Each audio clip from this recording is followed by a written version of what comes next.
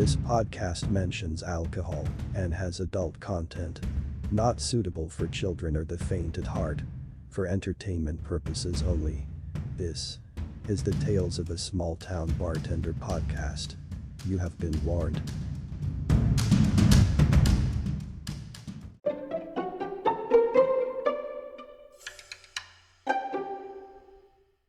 Hey everyone, this is Tony. This is Sean. Gonna try to make it through this episode. Got a cough, so my apologies.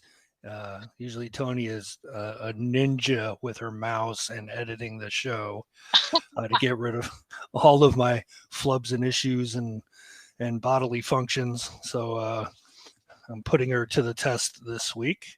So how was your week? Good. I just Awesome. signed on as Captain Caveman.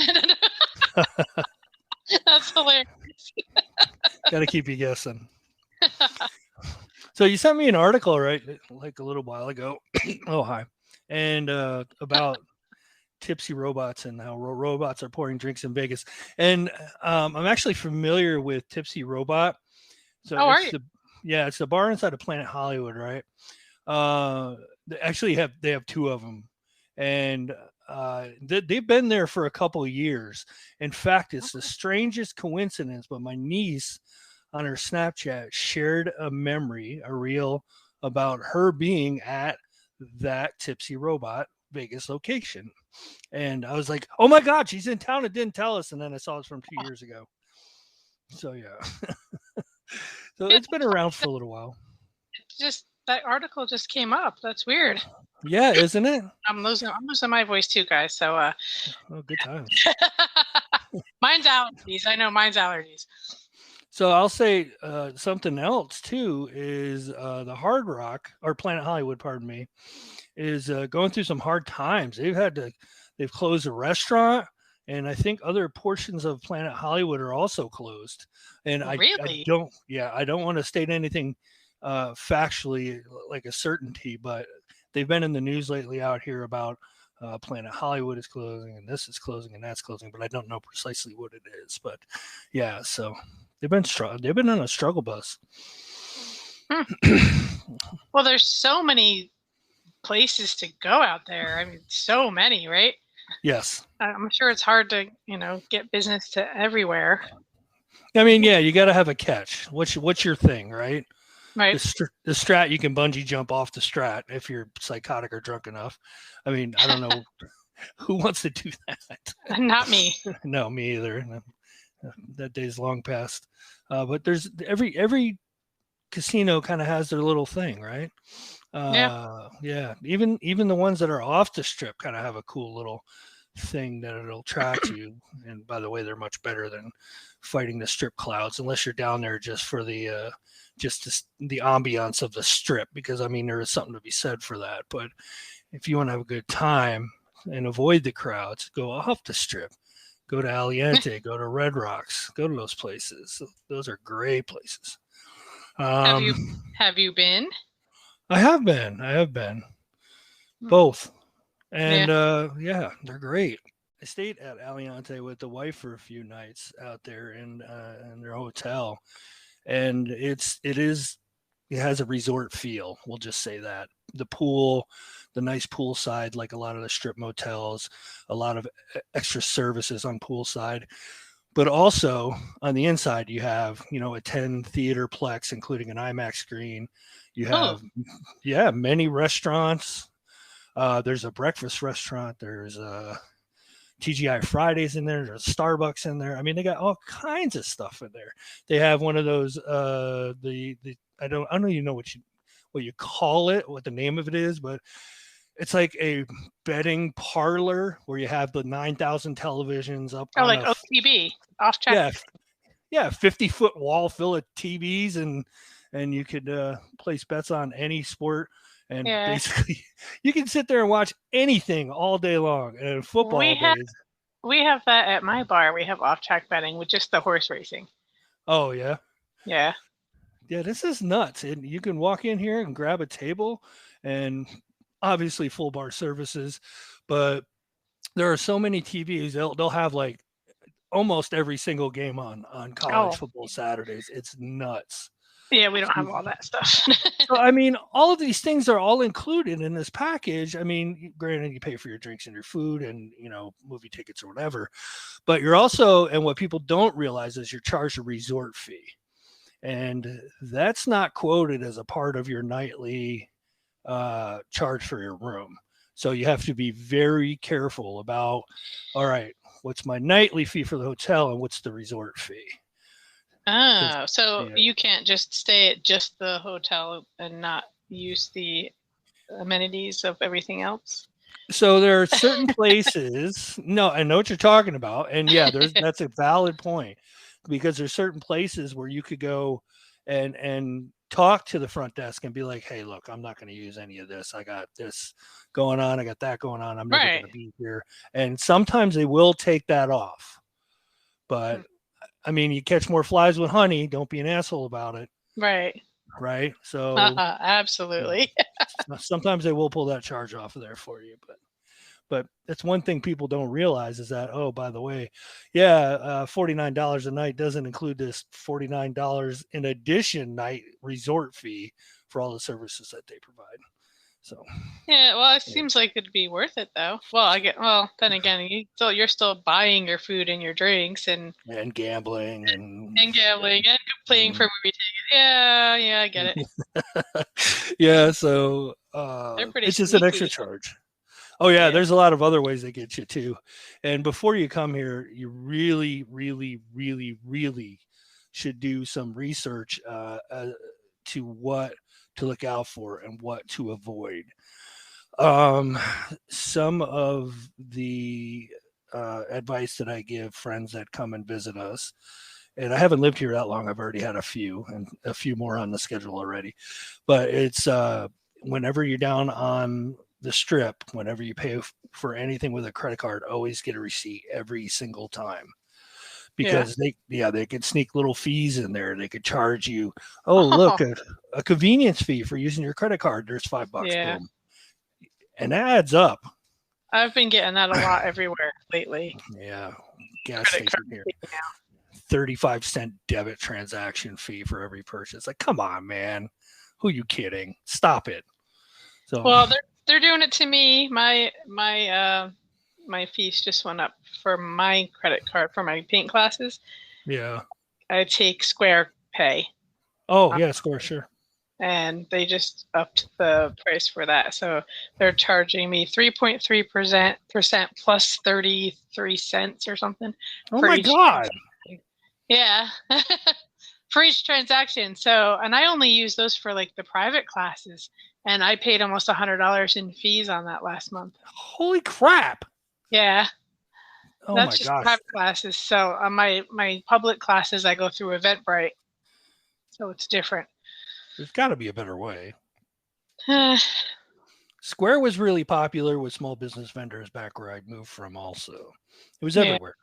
Yeah. Everybody had it. I figured it had to be a good deal, but apparently not.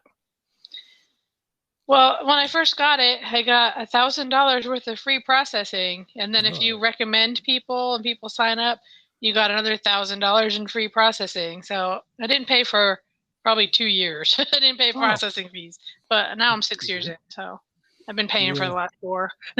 Yeah. They're like, we'll get you one way or another. Yep.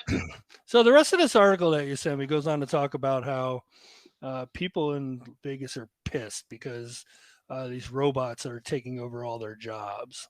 So while I think, and this is just my opinion, I think that there's a certain fun aspect about a robot serving you a drink. There's, and especially because I've had asshole bartenders before, and I would rather have this than an asshole bartender. True. But the other half of the time when they're not asshole bartenders, I would miss that. Yes. I mean, but like I said, it's like if you're there with your friends and you don't need to have that interaction, you're not going to get any strong drinks on accident. None of that's going to happen. It's kind of, I don't know. I'm kind of torn about it. You can't talk to the bartender that way. True. Yeah, and the one thing that that it's kind of like the law of unintended consequences is everybody's like, oh, we need $15 an hour for a job. Oh, we need $20 an hour for a job. Well, what happens when you charge the business too much is they find ways to get rid of you, and this is how they do it. They automate your job. Well, bartenders don't make that much money because we rely on tips. Yeah, but somebody So from McDonald's on the drive-through yeah, could they be want like, 50. they want $15 an hour to sling fries and give me fucking attitude. I mean, So here's a come on. question. The robot bartender, do you still tip? Do you still leave a tip? No, definitely not. So somebody that is cheap would probably rather go there so they don't have to leave a tip. I don't know. I wouldn't mind tipping if I had a bartender that was friendly, who is timely, who accidentally spilled a little extra in the glass, gave me a little bit of a stronger drink. Because if I'm nice to them, like one hand washes the other, as long as it's not going to get you in trouble. Because I understand how Right. that works too. But it's like, yeah, I wouldn't mind paying a couple extra dollars for that interaction. But like I said, if it's the asshole bartender, then fuck them. Give me the robot every time. Yeah, I don't. I would have to try it. I want to see what it's like. I think friendly bartenders, they make good tips. I make pretty good tips, I have to say. Last night I made Good. Last night what? Last night I made good tips. Good. But I mean, and I'm in a little dive bar. I mean, you can still stand out. I've gone to lunch or breakfast at kind of dive restaurants, but have had amazing waitresses where I tip 50%. And I don't hesitate to do that because they're great and they deserve it, Good for you. Well, I mean, good for you too. If you're getting good tips on last night was not exactly the busiest night in a bar. No, it's a Tuesday. If you're getting good tips on a Tuesday night, then yeah, I mean, we have for you. Full League. Oh, okay. Well, that helps a little. Yeah. So yeah, and I know everybody. I've been there for 19 years. Mm-hmm. So I don't think anybody that I didn't know was in last night. After nearly 30 years on a Las Vegas strip, the Planet Hollywood restaurant, bar inside the Forum Shops at Caesar's Palace is closed. Wednesday, May 25th of this year. All right. So I wonder if anything else went in that spot. I don't know. I haven't been down there, so see if I can find out. Maybe in a future episode. It's crazy. Yeah, it always is. So, all right. So this week I was kind of thinking about a lot of things coming up on September 11th, which of course brings me right back down to downtown Manhattan and New York and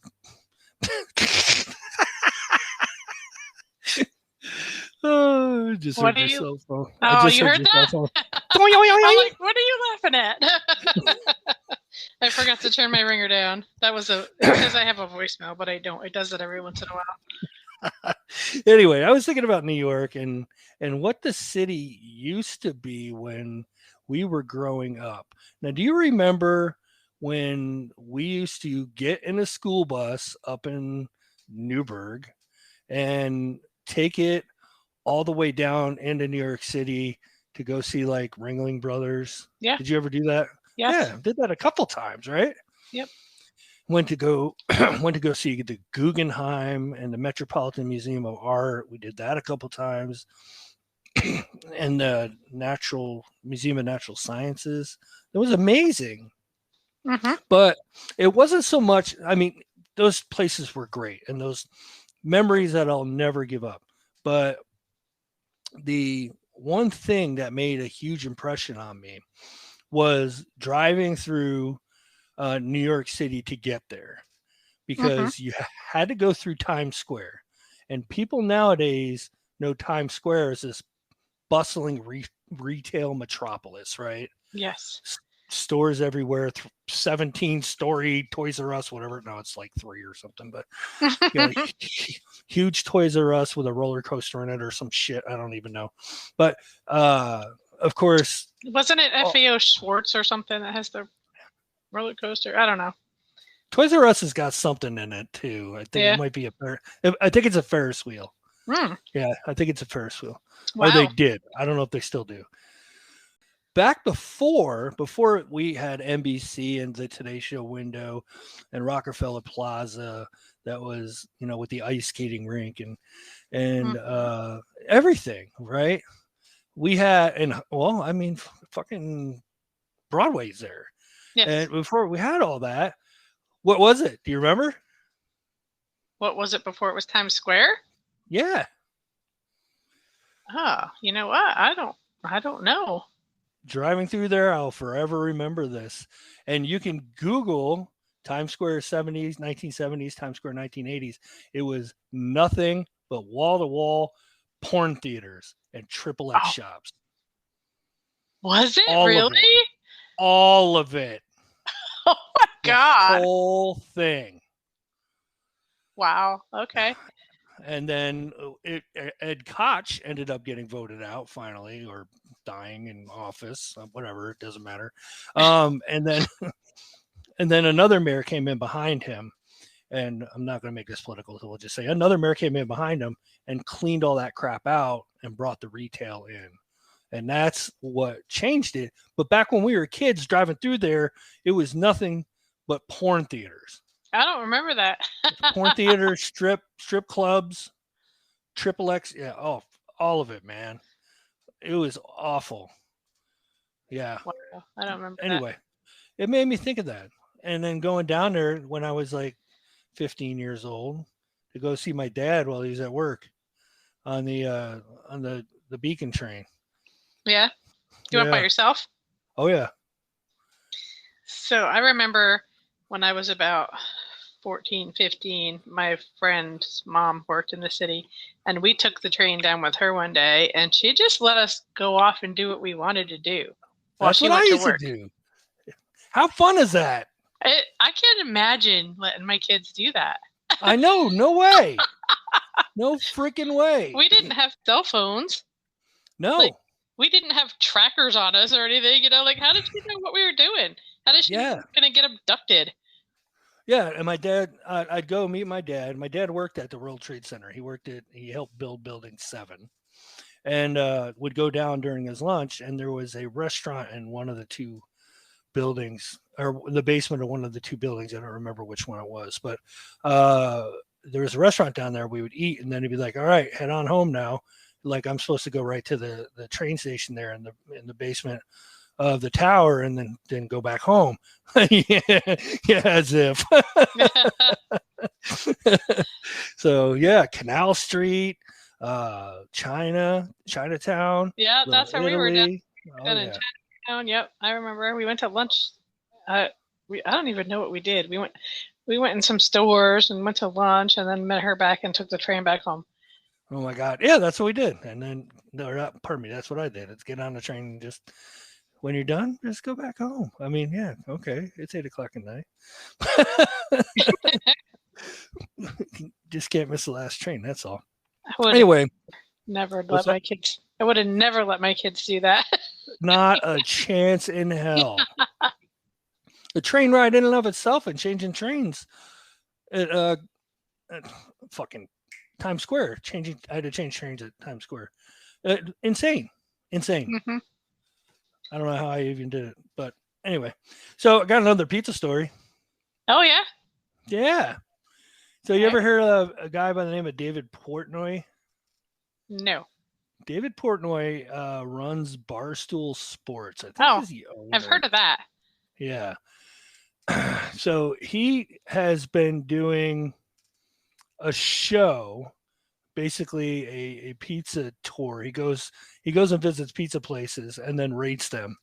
So he went to Dragon Pizza in Somerville, Massachusetts, and ended up getting in an argument with the store owner and said it was the worst pizza. It doesn't look that good. Said it was the worst pizza in the United States. Wow. So Massachusetts reacted, and they had to close the store because they were completely sold out yesterday. No. The shop owner in Portnoy got into an on-camera expletive-filled feud, and it's pretty much gone viral. It's out there. Wouldn't be hard to find. But yeah, he branded the pizza joint as the worst in the United States. And then after that, got in a fight with the owner. Wow. But then Tuesday, now they're sold out. So everybody wanted to go try it. Yeah, I guess. I would if it was somewhere close to me. I'd be like, oh, let me judge for myself. Sure. So you Yeah. went and judged for yourself. You had a Reuben and a beer at a local facility. Today. Yes, I Support did. small business, right? I did. Well, you have a story about it. Oh, yeah. So, okay, so we go in and the bar is like a square, say, in the middle of the room, and there's tables around the edges. So we sit on the corner. There's one other woman sitting at the bar across from us, all the way across. We sit on the corner. My husband's on the corner seat, and I'm the second one in. This guy comes in and sits on the other side, like facing towards my husband, kind of. Yeah. He's two seats away from my husband, and he's chatting my husband up. So I'm like, all right, whatever. I'm letting them talk. So I got my Reuben, and I got my local beer from a different brewery up the road. And my husband got his Budweiser because that's what he drinks. He's a plain Jane. And he got mozzarella sticks. So these mozzarella sticks were like super long, and he left like 2 inches on 2 of them on the plate when he was done. And the dude sitting there who had already ordered a shot and a beer. Oh, God. Are you going to eat those? And my husband's like, no, I'm not. And he's like, well, I'll eat them. You know, some of us don't have food like me. What the fuck? What? And I'm like, oh, this is podcast material. Oh, my God. He picked them up off of his plate and ate them. Now, He had money because he came in and ordered beer and a shot. He bought my husband a beer, too. I forgot to mention that. But he doesn't have money for food. He doesn't have money for priorities. That's what he doesn't have money for. He ate off a stranger's plate. Right in front of him. There are so many things wrong with this. So, first of all, at what rung of the ladder do you have to be on when this becomes not only an idea in your head, but one that falls out of your mouth? Yeah. We've never seen him before, ever. We've eaten in this place before, but we've always eaten in the dining room because we usually have one of the kids with us or something. We never ate in the bar. So, wow. Yeah, as soon as that happened, I just pushed my glass up and I put the coaster on top and I said, I'll have the check, please. I was like, I don't even want to sit here and talk to this dude anymore. Oh, maybe he wants to finish the check for you, too. Here, take this, buddy. Can you imagine, though? No, I can't even imagine. Food you never met before in your life. Just, I'll eat that. Like,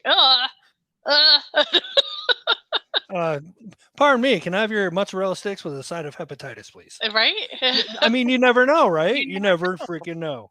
You never know. I mean, especially now in the COVID day. You know what I'm saying? Like, it's like ridiculous. But that's a great one. Good one. I looked at my husband like, am I hearing this? Did I just hear him say that? And then he picked it up and put it in his mouth. And I was like, no, he didn't. Is this dude serious? Did you look around for hidden cameras? No, I didn't. But oh my God. What did they do? It was like, hey, welcome to Jackass. This is a half-eaten stranger mozzarella stick. Yeah. and I feel like the bartender knew that this was going to go down because she was chatting with us because we were the only ones there and one other lady across from us. So she was chatting with us for like a good probably 8 minutes or so. And then he walked in and she went to the other side of the bar. She only came around a couple times just to make sure everything was okay with us, you know? Like she was not talking to anybody on that side of the bar again after he walked in. Yeah, her spidey sense was definitely tingling. She knew him. He was a regular. Oh, okay. Well, that explains it. Gosh. Yeah, I should have offered to let him finish your check for you. Yeah. Pay this off to you, Mr. No Food Money guy. So Anyway. we still have food. I'm like, okay, you're in a I'll have a beer in the restaurant. shop, please. Yeah. I have a drink or a kid. Okay. I do too. Oh, awesome. All right. You want me to go first? You want to go first? You can go. All right. Blew my chance with a girl I'd been flirting with for months when fate walked her by the alley of my residence to witness me attempting a naked pogo sticking record. Was I drunk or a kid? Drunk. I was in 6th grade. Oh. My winky got pinched into springs once. Ow. But yes, I did get the record. Oh my God. So go ahead. Oh my God. I can't even imagine that. Mine's not that good. Okay. Oh my God, that hurt. I can feel that. No. Mm-hmm. Oh yeah. Okay. Mine is, it was Easter and everyone is having champagne. I went around finishing whatever was left in unattended flutes before I eventually found the bottle and just drank from there. Was I drunk or a kid? This sounds very, very childlike. So I'm going to go kid on this one. You're right. She said I was a child and drunk. I was drunk and a kid. She said not really drunk. My mom quickly saw what I was doing and put a stop to it. Oh, Mom. Yeah. So that's drunk or a kid, faithful listener. And if you have a story similar to that, send it to us, tales of a small town bartender @gmail.com. So right now I got the random state generator up. You ready for that? New York versus pick a random state. Michigan. Right. Never been. I've been there a few times. I will say, so they call it the Upper Peninsula and Lower Peninsula, the UP and the LP. And the people that live in the UP and the LP hate each other as much as the Hatfields and the McCoys. Oh. So if you're a Uper, or if you're an LP, I don't even know if they have it. I'm sure they have a nickname, but I don't know what it is. But they have kind of an interesting relationship. We'll just say that. I will say, like, the first 2 hours of the Lower Peninsula, pretty much straight across, it's the Mason-Dixon line kind of juts up really hard right there and kind of curves right through Lower Michigan. So yeah, that's kind of a sketchy area before it jets off into Pennsylvania. Where do we find this line? I've heard you say that before, the Mason-Dixon line. You were talking about Pennsylvania that time, I think. Pennsylvania, yeah, right before it jets off into Pennsylvania. So where do we find that line? Like, is there a clear division? I think it was like something that came from the Civil War. Yeah. But yeah, over the centuries, it's moved. It's moved. I was gonna say, and it stayed, but no, you just said it's moved. No, it's moved. Technically it's the same place it was before, but the people have moved. So I mean, you kind of got to take the line with them. Okay. It's like an extra piece of baggage you pack your house up. Don't forget this. From West Virginia and bring it up to southern Pennsylvania. Yeah. So Michigan, one of the cool things about Michigan is the bridge that connects the UP from the LP, Mackinac. Oh, there's a bridge. It's amazing. Some of the coolest videos, I've driven over it a few times. The car I used to drive, or car I still drive, would have a car meet and try to break the record for a number of cars that would drive over the Mackinac Bridge. Never did it, came close, never was able to do it, but still a fun time. Get a hotel on Lake Michigan, and then with a bunch of like-minded car morons and Basically. I thought you were Just going to say enthusiasts, but no, you said oh yeah, car enthusiasts. That's what I meant. But drive over the bridge. But during the winter time, it turns into a very interesting place. So Mackinac Island, no motor vehicles are allowed. Oh. So yeah, horse and buggy. They do make exceptions in the wintertime. They allow snowmobiles. But there's not technically any cars or trucks on it. How do you get the snowmobiles there? Well, it's funny you should ask that. In the wintertime, Lake Michigan freezes over and you drive them across Lake Michigan. Oh, that's pretty cool. People get lost out there and the winds are ridiculous and there's whiteout conditions. It's insane.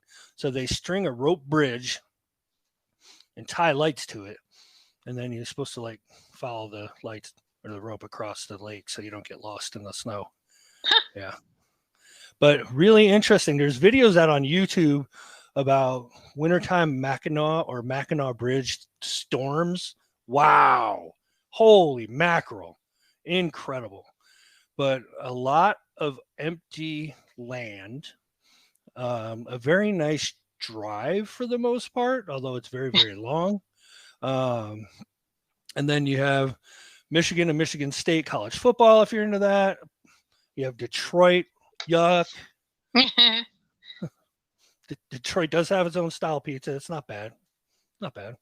No, it's not awful. But I wouldn't say it's top 3 for me, but I mean, it's all right. But okay. Detroit does have its own style pizza. It's more of pan pizza, right? Yeah, and I think it's square too, if I remember right. Oh, I don't know. I have no idea. I think it's squared. But anyway, that's everything I know about Michigan, pretty much. So what do you think? About Michigan. New York or Michigan? New York. Yeah. You know why? I'm going with New York. Why? I don't like cold. I don't like it. You live in New York. I know. I don't like winter either. Actually, Michigan does get a lot colder. Michigan does get a lot colder, especially in the UP. Oh, it's insane. The polar vortex. You've heard that stupid name, right? Yes. Yeah. Oh God, that annoys the shit out of me. Anyway, so it's when the polar cap air gets down to all the way down, sometimes to Missouri, and can get over to Michigan and stuff like that. And that's when we get 20 and 30 below mean temperatures. It's cold. It's cold as shit. But yeah, Michigan will get that. So fuck that. New York for me. Yeah, definitely. Yep. All right. So what weird laws does Michigan have for liquor? While I scroll slowly down the page. All right. It's illegal for a person under 21 to give a gift of alcohol to anyone, even to a person of legal age. Interesting. Permitting diners to take home an unfinished bottle of alcohol beverage discourages intoxication. Otherwise, they tend to fill all of it to prevent waste. But it is illegal in that state, allegedly. So that's it. Yeah, not too bad. So I don't understand the underage gift giving of alcohol, because how do they buy it? Am I going to buy a 12-pack for my son to gift it to somebody? Is that what they mean? I don't know. I think maybe mom or dad buys a bottle of Kahlua for Uncle or Aunt Betty. Oh, so it can't come from the underage kid. That's what I'm guessing. Something had to happen sometime, and somebody said something stupid, and now all of a sudden you have a law. That's like how 90% of stupid bullshit laws happen, right? That's what I was gonna say. Yeah. Yeah. Because whenever I see a rule or a law, I'm like, that really happened. Yeah. It had to have happened for that to be a rule. So head over to our webpage, talesofasmalltownbartender.com, and click on the merchandise tab and do it quick. No, I already fixed it. You already fixed it? Oh, man. I was like, you I could have had already a fixed it. collector's item. That's funny. I was sitting here doing it while we were talking. So I can multitask. so once when I left a job, and this is a necessary story. Once I left a job, they gave me a plaque for my years of service there, and it had a word that should not have been capitalized, but they did it on purpose because they know, yes, they 100% know that I would see that and would be like, bro, what the fuck? Which it was a nice, I didn't say it, but I definitely noticed it because it was a nice, effort that they did that. And they gave me a plaque and everything. So I didn't complain about it. And he's like, what's wrong with the plaque, Sean? I'm like, oh, you son of a bitch. So anyway, and Tony sends me the link to the webpage. It's like, oh, we got merchandise. And then in Tony's defense, we copied and pasted that crap off of some other. So this is somebody else's fault. We just, I fixed it. Yeah, we were just, trying to get some merchandise up, but copy and pasted somebody else's thing. It said, "Shut up, liver, you're drunk," and it was YOUR, and it should have been YOU''RE. You are drunk. Or you're fine. Pardon me. Shut up, liver. You're fine. You are fine. So I was going to message you back, but I had to get on the pod here. So no, I'm glad. I was gonna message you back and say you are right and spell it wrong. Oh. I would have climbed up the back of his chair. But I had to get on the pod, so I didn't have time to message you back. I couldn't get the stupid link to work. No, that's amazing. I loved it. It was great. And almost wish I had one with the wrong spelling on it. See, you should have. We can make one with the wrong spelling on it. We can absolutely do that. All right, I will let you know. Maybe coming up here in the next few weeks, I will reach out to you for that.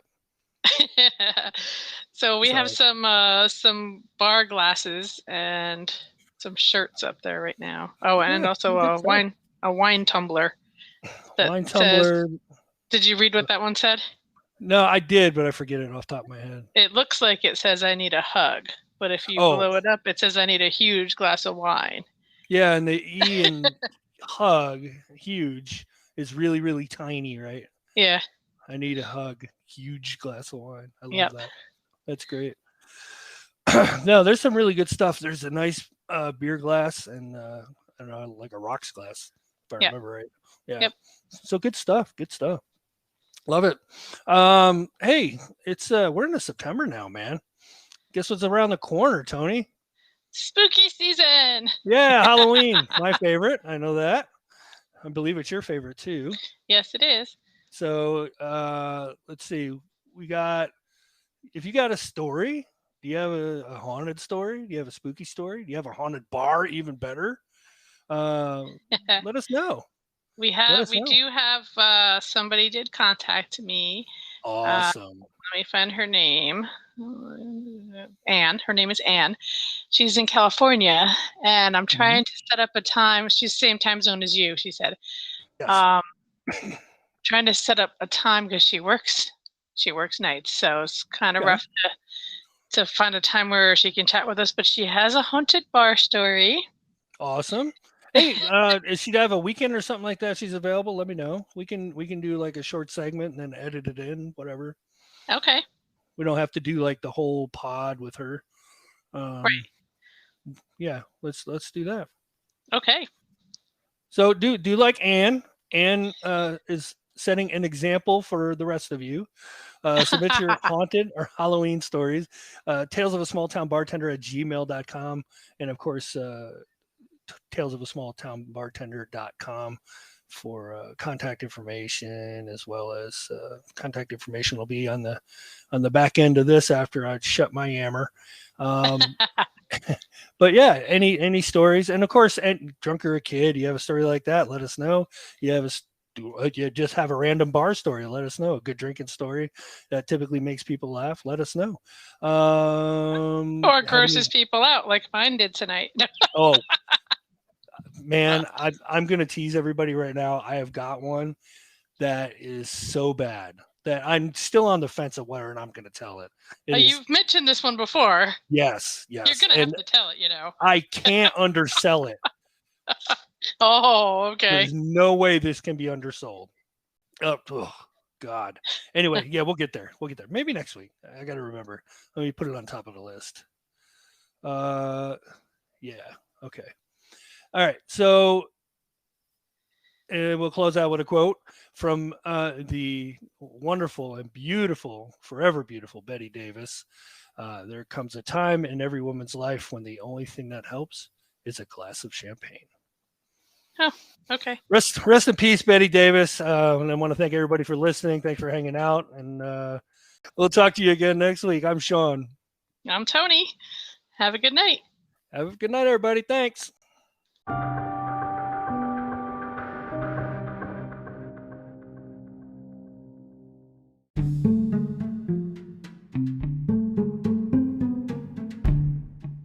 You can email us at talesofasmalltownbartender@gmail.com. Check our socials. Facebook, facebook.com/talesofasmalltownbartender. Instagram, instagram.com/talesofasmalltownbar/. TikTok, @talesofabartender. Buy us a coffee at buymeacoffee.com/toastbee.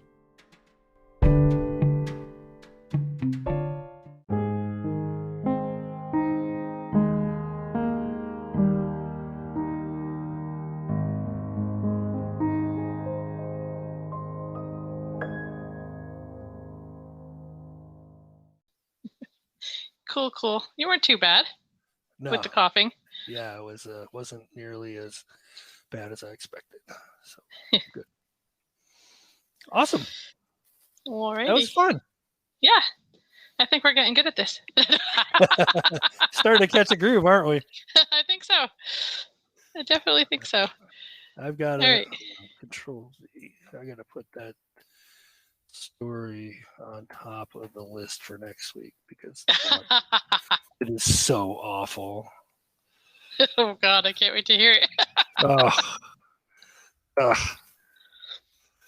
Yep. All right. Anyway, time for my bedtime.